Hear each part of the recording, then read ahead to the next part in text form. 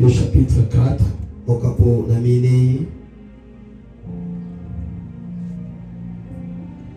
Nous allons lire le 7e verset. Et vous allez vous asseoir. Amen, amen. Amen. Contrôlez l'enfant devant ici. La Bible dit ceci.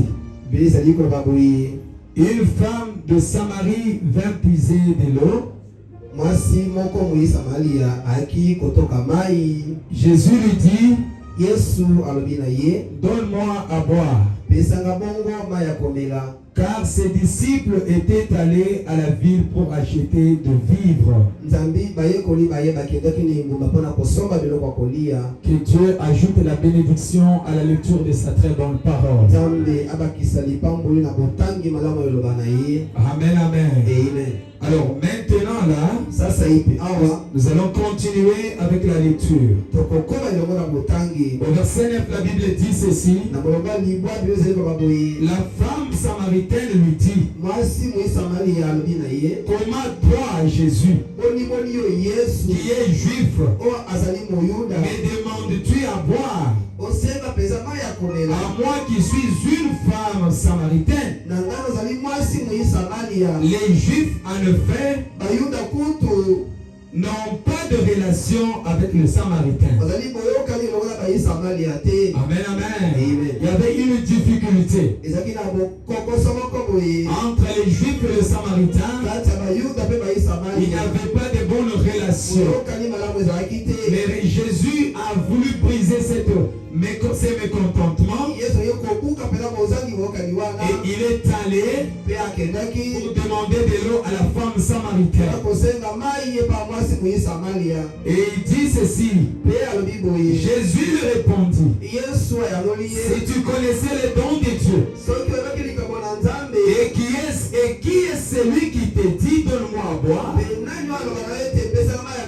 tu lui aurais toi-même demandé à boire. Et il t'aurait donné de l'eau vive. Seigneur, lui dit la femme, tu n'as rien pour puiser. Et le puits est profond. D'où aurais-tu donc cette eau vive? Es-tu plus grand que notre père Jacob, qui nous a donné ce puits et qui en a bu lui-même, ainsi que ses fils et ses troupeaux? Jésus lui répondit, quiconque boit de cette eau aura encore soif. Mais celui qui boira de l'eau que je lui donnerai n'aura jamais soif. Et l'eau que je lui donnerai deviendra en lui une source d'eau qui jaillira juste dans la vie éternelle. La femme lui dit, Seigneur, donne-moi cette eau, afin que je n'aie plus soif et que je ne vienne plus puiser ici. Va, lui dit Jésus, appelle ton mari et viens ici. Oh, gloire à Dieu. Je me sens bien déjà.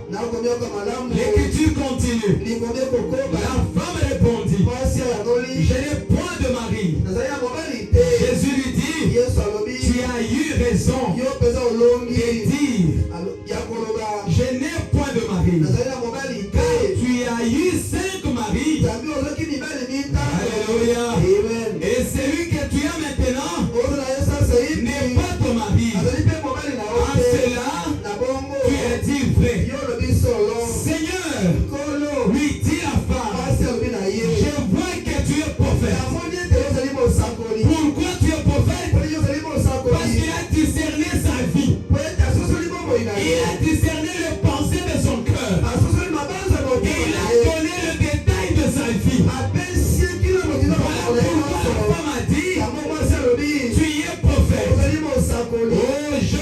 bien. Il continue de dire, nos pères ont adoré sur cette montagne. Et vous dites, vous, que le lieu où ils vont adorer est à Jérusalem. Femme, lui dit Jésus, crois-moi, l'heure est venue, l'heure vient, où ce ne sera ni sur cette montagne et à Jérusalem que vous adorerez le Père. Vous adorez ce que vous ne connaissez pas. Oh, dites amen à cela. Nous adorons ce que nous connaissons. Car le salut vient des Juifs, mais l'heure vient, elle est déjà venue, où les vrais adorateurs adoreront le Père en esprit et en vérité, car ce sont là les adorateurs que le Père demande. Et Dieu ajoute la bénédiction à la lecture de sa très bonne parole. Je vous bénis richement ce matin. Dans le nom de notre Seigneur Jésus-Christ. Pour vous dire que sentez-vous à l'aise. Ce matin, nous allons parler sur un sujet. Les signes messianiques. Ou les signes du Messie. Amen, amen. Parce qu'aujourd'hui, nous avions assez d'onction. Et dans cette lecture, là où nous venons de lire, on nous parle de la femme samaritaine. Parce que Jésus, il venait chez les Juifs, et la femme était samaritaine. Il paraît qu'il n'y avait pas une bonne relation entre les Juifs et les Samaritains. Mais qu'est-ce qui se passe? Jésus vient, il parle à la femme, il demande de l'eau. Mais avant de parler de cela, je vais vous dire quelque chose. Bien-aimés frères et sœurs, le puits que la femme puisait de l'eau, c'était le puits de Jacob. Or Jacob, c'est Israël.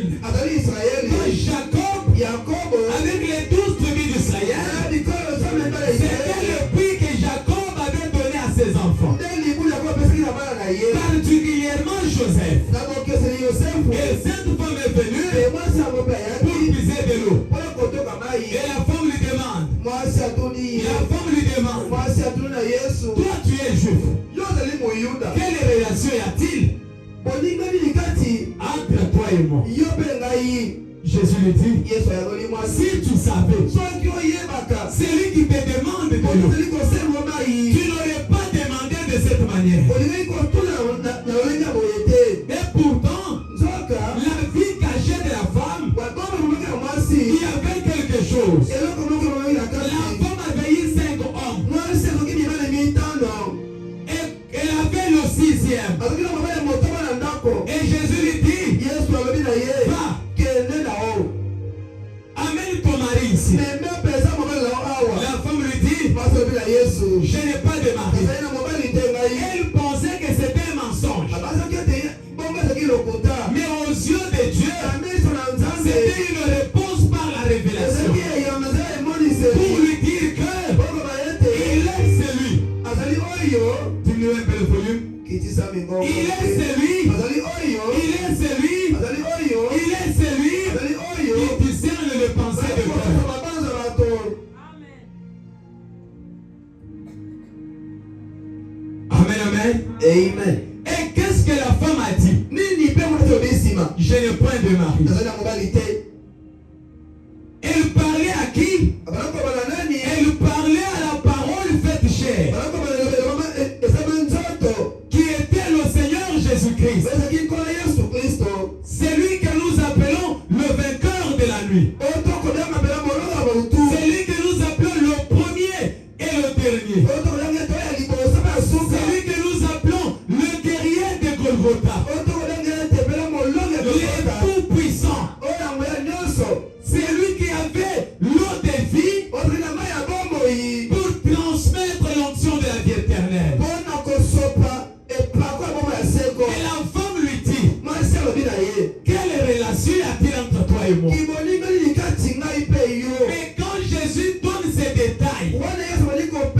détails concernant sa vie.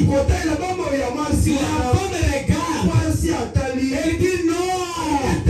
Tu dois être le prophète. Mais suivez la révélation. La femme avait connu 5 femmes, 5 hommes. Le 6e était à la maison. Mais Jésus était l'époux pour venir épouser une épouse. Parce que Abraham dit que la femme représente l'épouse. Donc ces jours-là, le 7e mari, le Seigneur Jésus, le mari capable, celui qui devrait mettre fin à ses problèmes, était venu au puits. Est-ce que quelqu'un peut donner un grand problème? Mais qu'est-ce qui arrive? Il lui dit, tu as raison de dire cela. Parce que tu as eu 5 hommes. Celui que tu as, c'est le 6e. Jésus, le mari capable, était le 7e mari. Même en ces temps de la fin, toi tu es une femme. Et Jésus est venu, il t'a appelé dans la boue du monde. Souvenez-vous que le puits représente les eaux. Et les eaux, c'est le rocher. Et le rocher, c'est Jésus-Christ. Et Jésus-Christ, c'est la parole parlée de Dieu. Rendu manifeste. C'est quoi la lumière? La parole parlée de Dieu. Mais rendu manifeste. Parce que la parole parlée de Dieu, dès lors qu'elle n'est pas accomplie, elle n'est pas une lumière. La Bible dit qu'il y aura une femme, une vierge, qui enfantera un fils. On lui donnera le nom d'Emmanuel. Cette écriture était encore la parole. Mais quand Jésus est venu au monde, cette même écriture est devenue la lumière. Pourquoi la lumière? La parole parlait de Dieu, rendu manifeste. Alors pourquoi? Quand tu marches, quand tu parles, quand tu dors, tu dois chercher la parole parlée sur ta vie et est rendue manifeste. Je crois que nous sommes ensemble. Mais qu'est-ce qui fait que l'on reconnaisse que Jésus était le Messie? Le Messie, le signe messianique, c'est le discernement des pensées de cœur. Parce que nous avons 2 discernements. Il y a le discernement de l'esprit et nous avons le discernement de pensée. Parce que le discernement de l'esprit, c'est ce que toi et moi on peut avoir. Ça te retourne dans 1 Corinthiens là-bas. Mais le discernement de pensée, aucun prédicateur, aucun ministre ne peut pas voir ces discernements. Pourquoi? Parce que c'est le signe messianique.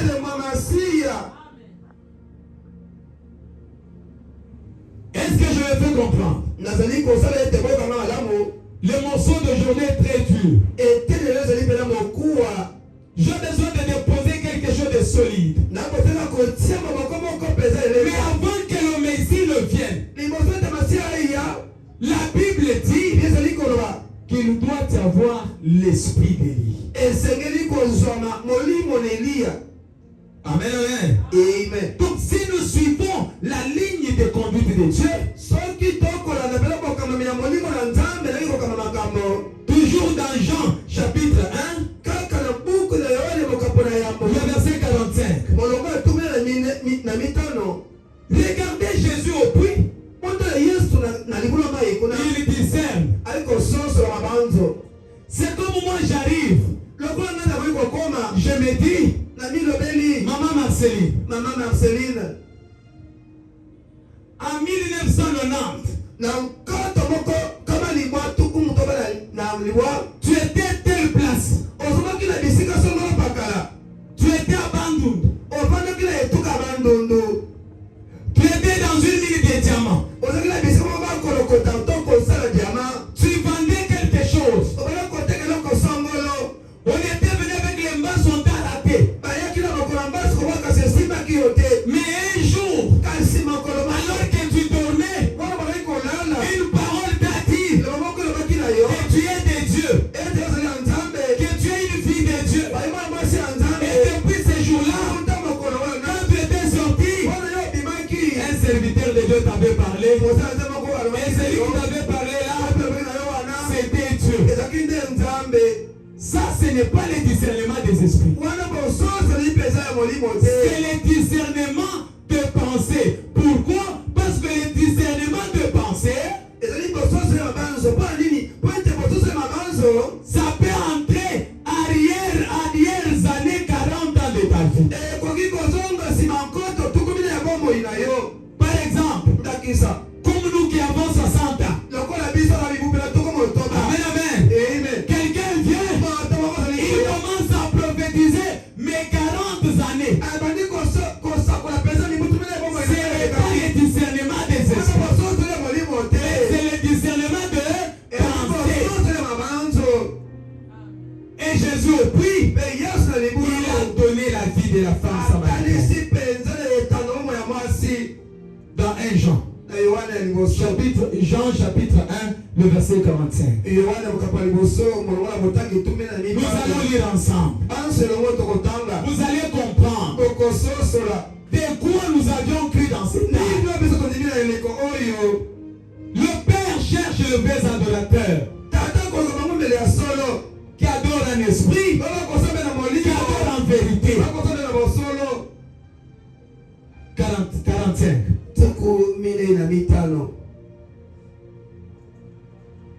Jean chapitre 1, le verset 45. Écoutez, lisons ensemble.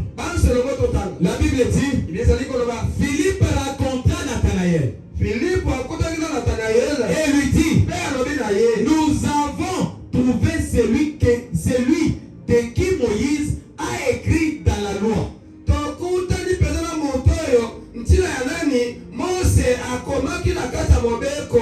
Et dont les prophètes ont parlé, Jésus de Nazareth, fils de Joseph. Nathanaël lui dit, peut-il venir de Nazareth quelque chose de bon?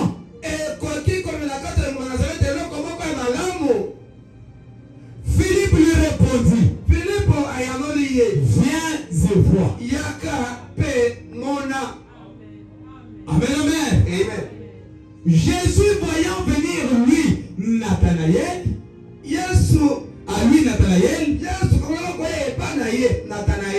et il lui dit, en vérité, non, rentrez encore, rentrez. Il lui dit, voici vraiment un Israélite dans lequel il n'y a point de faux. 48 il dit, c'est maintenant Nathanaël qui lui parle. Tout me connais-tu? Lui dit Nathanaël. Jésus lui répondit, avant que Philippe t'appela, quand tu étais sous les figuiers, je t'ai vu. Ça devient compliqué maintenant. Il dit, 49. Nathanaël répondit et lui dit, Rabbi, tu es le fils de Dieu. Tu es le roi d'Israël. Israël. Et c'est quand il dit, Jésus lui répondit, parce que je t'ai dit.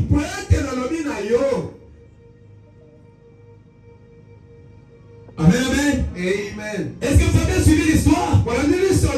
Il s'agit de Nathanaël et de Philippe. Frère Branham dit que Nathanaël et Philippe, ils étudiaient les cours bibliques. C'était les gens qui méditaient écriture sur écriture, parole sur parole, citation par citation. Amen. Amen. C'est plus Philippe et Nathanaël lisaient qu'ils ont découvert qu'il s'agissait de la promesse de Dieu. Que Dieu devait venir pas sous la forme seulement de prophète, mais il doit former un corps ayant le signe messianique pour bénir son peuple. Philippe vient, il parle à Nathanaël. Maintenant Nathanaël lui dit, peut-il venir de Nazareth quelque chose de bon?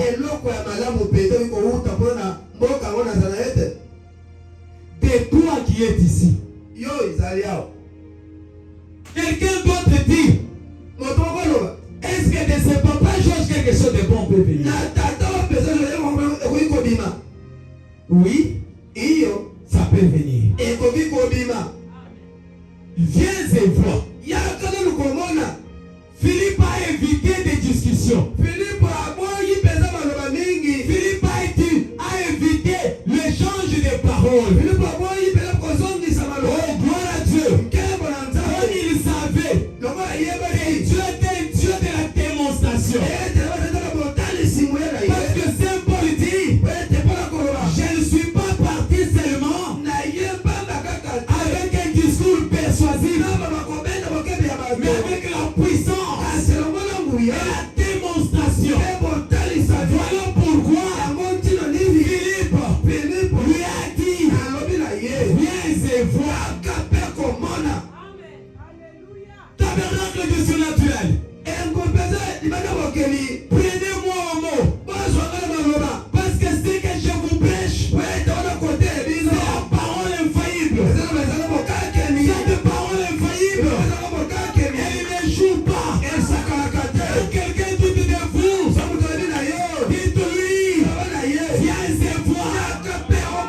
Pourquoi? Parce que le Dieu d'Élie, le Dieu de Branham, le Dieu de Foster est ici présent. Quel est le problème qui te tourmente? Quelle est la difficulté? Le Dieu d'Élie est sur place. Le signe messianique est ici pour discerner vos pensées et pour vous donner la solution. Le Dieu de solution illimitée. Le Dieu incomparable. Et quand tu vois Philippe, Nathanaël dit, ah, cet homme, il me parle de ma vie. Il doit être rabbi. Rabbi veut dire grand maître. Comme on les appelle en latin, les magnus magister. C'est-à-dire le grand maître. Le maître de maître. Oh, nostra pater. Je suivais William Branham. Il disait, bien-aimé, vous allez comprendre qu'il y a quelque chose qui se passe. Dans la marche chrétienne, ne venez pas comme tous les jours. Quand je vous parle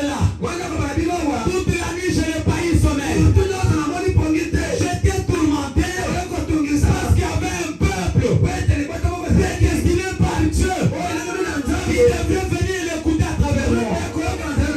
Voilà pourquoi je vous demande d'être révérencieux. Parce que le surnaturel est ici. Je vous ai toujours dit, quand il y a un sourd, quand il y a un muet, quand il y a un aveugle, amenez-les ici.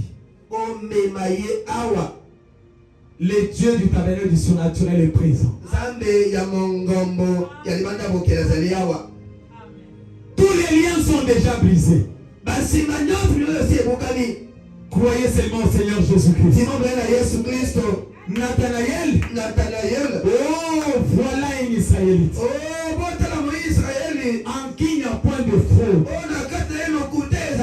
Pourquoi de fraude, pas de fraude? Il était quelqu'un qui vivait la parole, qui examinait écriture sur écriture. Parole sur parole. Nous ne sommes plus au temps de suivre les hommes. Nous sommes au temps de suivre citation par citation. Parole sur parole. Quand tu parles quelque chose, qu'est-ce que le prophète dit? Il est écrit où? Quand cela n'est pas gardé, c'est l'icabode. C'est l'icabode. L'icabode, c'est quoi? C'est lorsque la bonne pensée vient prendre la place de la parole. C'est comme je disais à un frère, s'asseoir tel que vous êtes ici. Il n'y a pas une écriture qui dit noir sur blanc que les hommes doivent être de ce côté, les femmes doivent être de ce côté. Mais là, les gens en ont fait une écriture. Tout ça c'est quoi? Ils veulent hériter de la coutume du message. Le message, ce n'est pas la loi du pays. Où on doit voir la coutume et la jurisprudence. Non, nous suivons ce que dit le prophète. Noir sur blanc. Quand tu dis quelque chose, donne-moi l'écriture. Le pasteur, je vous prêche. Dis-moi, pasteur, donne-moi l'écriture. Parce que ce n'est pas mon français qui te donne la vie, ou qui te donnera la vie. Mais c'est la parole du Dieu le Père, le Saint-Esprit, l'Alpha et l'Oméga, dans ton âme, qui te donne la vie éternelle. Amen, amen. Bien aimé, Jésus, il était le Messie. Combien sont d'accord? Combien sont d'accord? Que Dieu vous bénisse. Mais suivez l'histoire. Je suis dans Genèse. Genèse 18. Je vous montre les types par type. Genèse 18 au partir de verset 9. Nous allons lire ensemble. Écoutez. La Bible dit alors ils lui dirent, où est Sarah ta femme? Il répondit, elle est là dans la tente. Qui posait la question? C'était Elohim.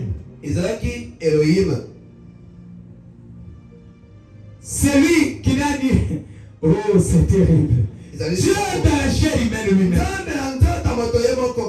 Il pose cette question à Abraham. Écoutez comment il dit. Au verset 10.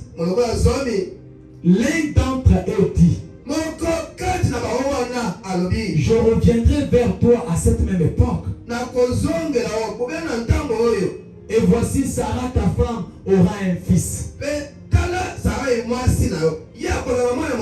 Sarah écoutait à l'entrée de la tente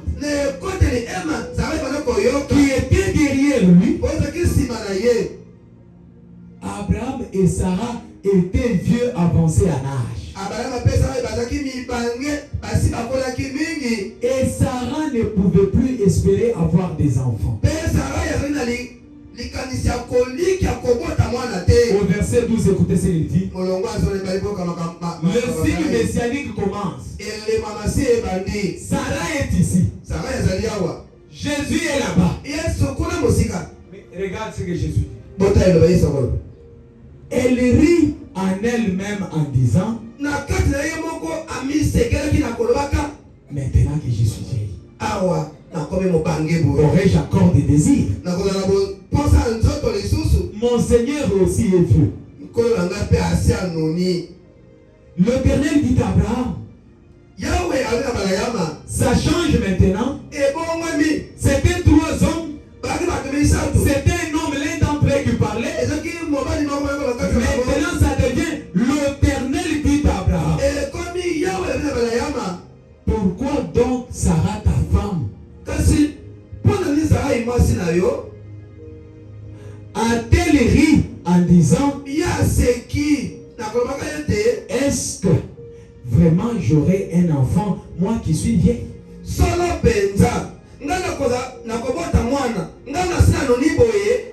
On t'a déjà donné la nourriture toi aussi.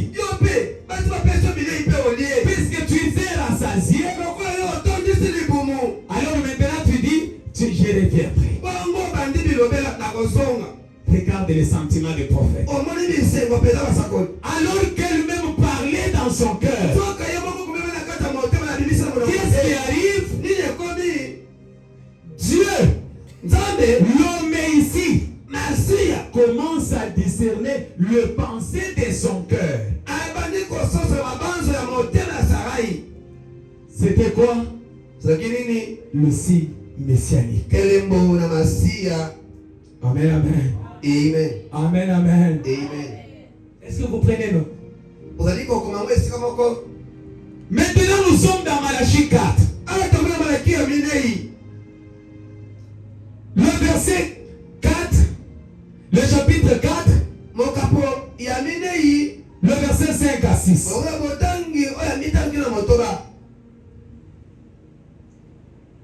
Amen. Amen. Le Messie Jésus est passé. Plus question de se troubler. Maintenant, comme Jésus change de forme, comme Dieu aime se métamorphoser, il prend à chaque moment une forme. Le verset 5. Écoutez. Voici, je vous enverrai Élie, virgule, le prophète, virgule, avant que le jour de l'Éternel arrive. Ce jour grand et redoutable. Et ici, la promesse, c'est celle de nous donner 2 choses. De nous donner Élie, et de nous donner le prophète. Jonathan, ne sois pas distrait. Élie, c'était l'esprit. Et le prophète, c'était un homme. Maintenant, cet homme, c'est qui? C'est William Branham. Est-ce que vous pouvez dire amen à cela? Élie, c'est l'esprit. Mais c'est quoi l'esprit d'Élie? Lisons la Bible. Amen, amen. Amen. L'esprit d'Élie peut devrait venir 5 fois. Le même esprit d'Élie. Le même esprit. Je suis dans Matthieu 17. Le verset 10 à 13. Je suis déjà à la fin de ma petite exhortation. Amen, amen. Amen. Les disciples comprirent alors qu'il leur parlait de Jean-Baptiste.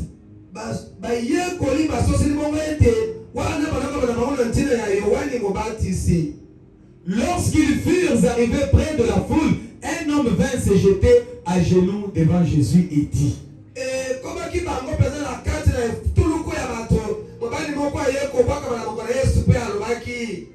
Seigneur, aie pitié de mon fils. Amen, amen. Amen. Aie pitié de mon fils. Rentre au verset 13.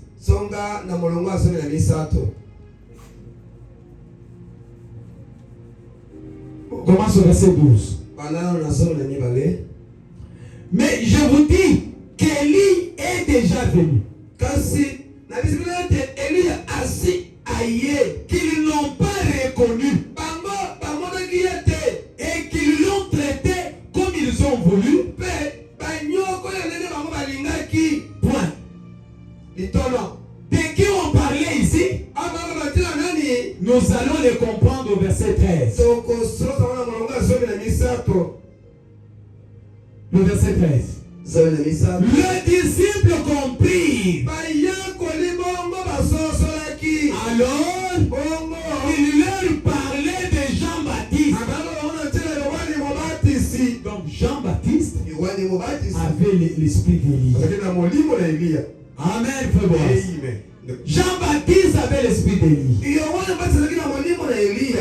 Amen. Amen. Donc, c'est déjà une fois. L'esprit d'Élie aussi. Mais avant cela, nous avions eu l'Élie de Tishbit. Il y avait l'esprit d'Élie. Élisée, l'esprit d'Élie.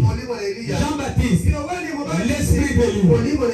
Mais l'Élie d'aujourd'hui, c'est qui? Jésus dans la prédication, les sauts de pas, les sauts de Dieu. De 1954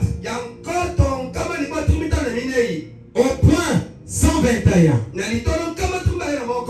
Écoutez, c'est merveilleux. Suivez ceci attentivement. Ça, c'est le message de l'heure. Dieu retire son nom, mais jamais son esprit. Il avait retiré Élie et son esprit était venu sur Élisée. Et plusieurs centaines d'années plus tard, cela était venu sur Jean-Baptiste.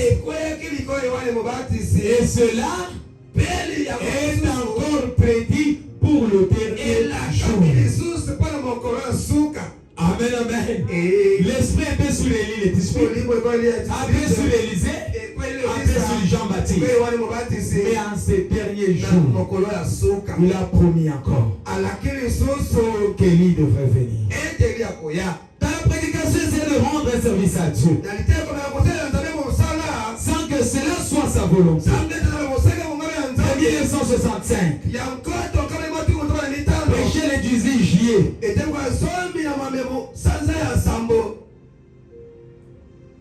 Non, pas ça. De 1965, le 7, voilà, ça. Ok. Au point 197.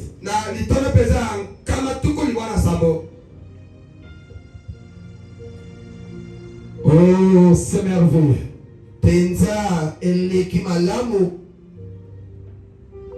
La machine complique. Écoutez. La parole confirmée du temps de Moïse était Jésus. les gens prêchaient du temps de Moïse, ils ne disaient pas Jésus a dit. Ils disaient Moïse a dit. Moïse a dit. Moïse a dit. Souvenez-vous de la loi de Moïse. Mon serviteur qui parlait comme ça, c'était Jésus lui-même témoignant son prophète. Même maintenant, Dieu au ciel, il est en train de dire, Frère Branham dit, Frère Branham dit, parce qu'il avait fait dans l'Ancien Testament, il disait, souvenez-vous de la loi de Moïse, mon serviteur. La parole confirmée du temps d'Ésaïe, d'Élie, de Jean et de tous, c'était Jésus. Et la parole confirmée aujourd'hui, c'est Jésus. Amen. Amen. Quelle est la parole confirmée aujourd'hui? C'est quand Dieu prend cet homme. Son père s'appelait Charles. Sa mère s'appelait Ella. Mais il prend cet homme. Il se fusionne. C'est qu'on parle du mystère du Kénos. Dieu se condense dans un homme. Dieu qui est plein dans un homme. Parce que cette colonne de feu, ce n'est pas un homme. La colonne de feu, c'est Dieu du ciel. Frère Branham dit que la colonne de feu est la forme originelle du Seigneur Jésus-Christ.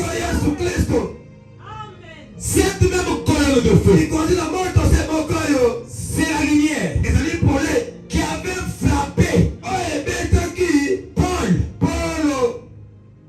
alors qu'il était en chemin.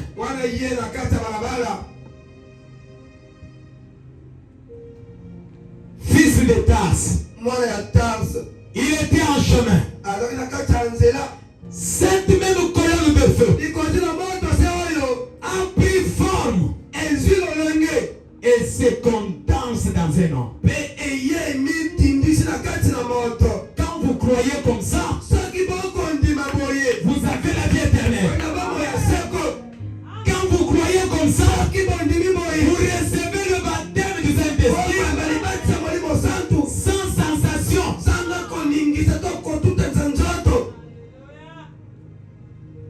William Branham, c'est un homme récupéré parmi les hommes, mais qui a trouvé grâce aux yeux de Dieu pour que Dieu se condense. Voilà pourquoi la Bible dit, vous adorez ce que vous ne connaissez pas. Il faut adorer en esprit et en vérité. L'adoration aujourd'hui c'est fait à travers l'homme. Nous adorons Jésus, mais à travers l'homme. Donc Dieu, il se condense. C'est comme ceci. Ça c'est le parfum. Si on vous dit, amène-moi le parfum, est-ce que ce qui est à l'extérieur c'est le parfum? Est-ce que ce qui est à l'extérieur c'est le parfum? Le parfum c'est ce qui est à l'intérieur. Gloire à Dieu. Donc même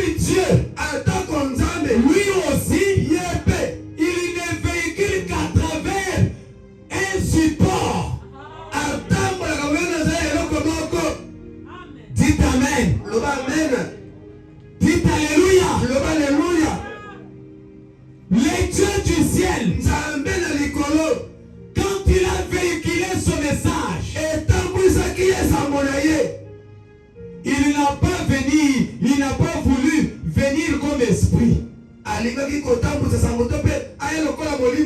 Dieu a été fait chair. Vous prenez ça. Donc pour que tu aies le parfum, je dois garder la couverture pour avoir le parfum. Est-ce que nous sommes ensemble? Mais en ce temps de la fin, pour voir Dieu, il faut passer par un homme qui est comme une bouteille qui doit transporter les divins. Qui doit transporter la divinité. Et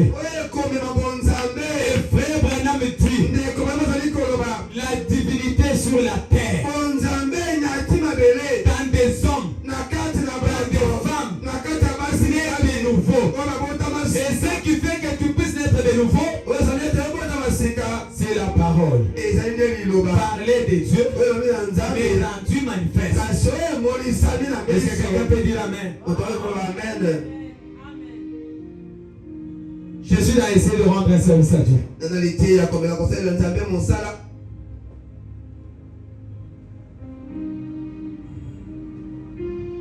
Au point 212. C'est la dernière cartouche. Et après nous allons prier le Seigneur. Avoir la vie aujourd'hui, c'est accepter l'homme Dieu dans la chair humaine. Si tu n'acceptes pas Dieu dans la chair humaine, tu n'iras pas dans l'enlèvement. Est-ce que vous voulez aller dans l'enlèvement? Vous voulez aller au ciel? Croyez Dieu dans la chair humaine. Je me sens bien. J'ai vraiment soif. Là, le prophète dit ceci. Or,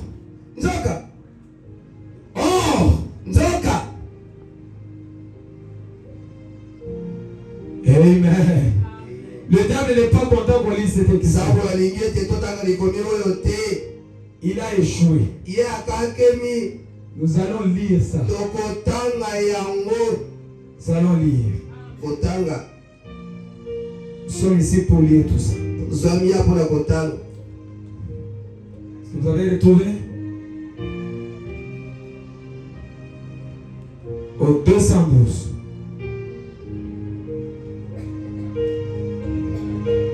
Satan, tu as échoué. Nous sommes au temps de prêcher le message sans mélange.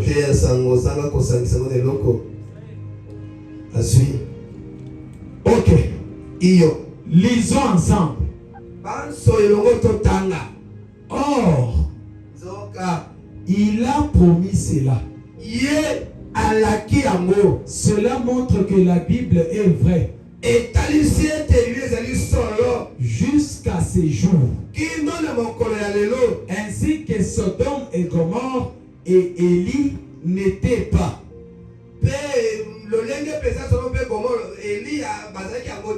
Ce n'était pas Élie. C'était l'Esprit de Dieu sur Élie. Élie n'était qu'un homme. Bon. Branham n'était qu'un homme. Bon. Me suivez. On a eu des Élie. Des par-dessus d'Élie.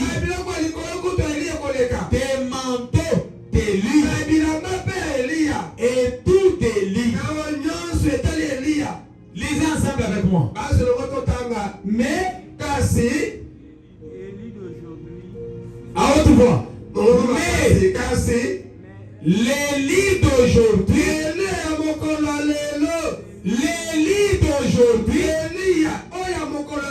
c'est qui? Le Seigneur Jésus-Christ. Dites Amen. L'Élie d'aujourd'hui, cet homme qui est homme, mais comme homme. Mais souvenez rendez-vous. Dieu avait rendu son témoignage.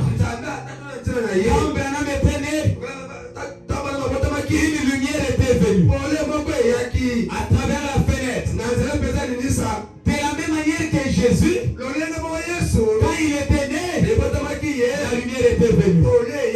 Branham, quand il était né, les rouges-gorges sont venus parce qu'ils ont reconnu le même esprit de Dieu. Voilà pourquoi je continue. Il doit venir selon Matthieu 17, plutôt Luc 17, 30.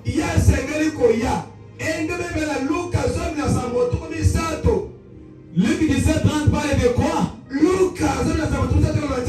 Le Fils de l'homme doit se révéler parmi son peuple. Pas un homme, mais Dieu. Mais ça viendra à travers un prophète. Qui est ce prophète?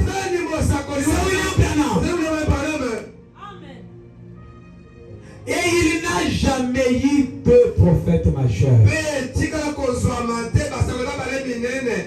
en même temps. Jamais au monde. Voyez, peu importe. Achetez-moi des reçus, s'il vous plaît. Peu importe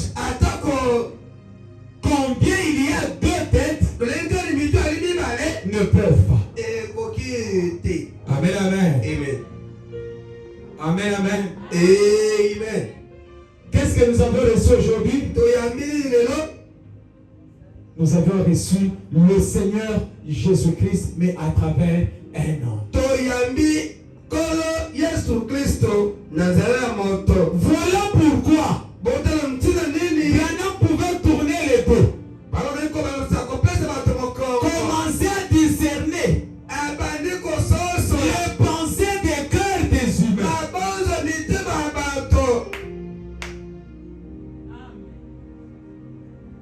Amen. Amen. Il trouve un poisson qui n'avait pas la vie. Il donne au petit poisson la vie. Qui est cet homme? C'est le Seigneur Jésus-Christ dans un homme. Donc, croire Jésus, c'est à croire Jésus et croire le prophète.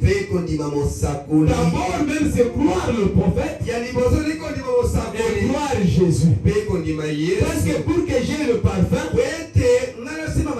d'abord je reçois la couverture et après le parfum.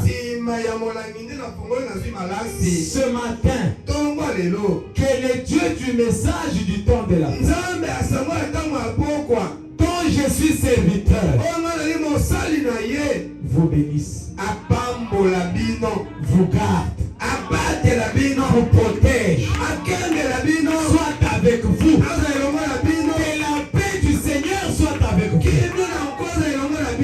Que le miracle vous accompagne. Que l'élévation soit avec vous. Oh, dites Amen. Dites Amen. Dites Alléluia. Pourquoi? Parce que Dieu est le même hier, aujourd'hui et éternellement. Que le Seigneur vous bénisse. Tenons-nous debout. Nous allons prier notre Dieu. Quel est cet homme de Jésus?